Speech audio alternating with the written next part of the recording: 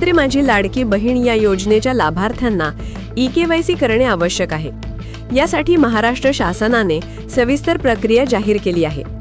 E-KYC करण्यासाठी कुठेही जाण्याची आवश्यकता नसून घरबसल्या आपल्या मोबाईलद्वारे ई-केवायसी कशी करायची, लाभार्थ्यांनी सर्वप्रथम https://ladkibahin.maharashtra.gov.in या संकेतस्थळाला भेट द्यावी।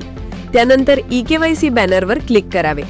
यानंतर लाभार्थ्याचा आधार क्रमांक दिलेल्या बॉक्समध्ये टाकून पुढे पडताळणीसाठी दिलेला कॅप्चा कोड टाकून सेंड OTP वर क्लिक करायचे आहे। मोबाईलवर OTP आल्यानंतर तो टाकून सबमिट करावा। जर ई-केवायसी आधीच पूर्ण झाले असेल तर तशी सूचना स्क्रीनवर दिसेल। ई-केवायसी झाले नसेल तर पुढील प्रक्रिया पूर्ण करावी लागेल।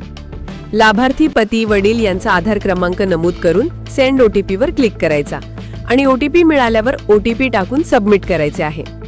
यानंतर लाभार्थ्यांनी जातीचा पुरावा निवडावा आणि आवश्यक घोषणा म्हणजे डिक्लेरेशन द्यावे लागेल।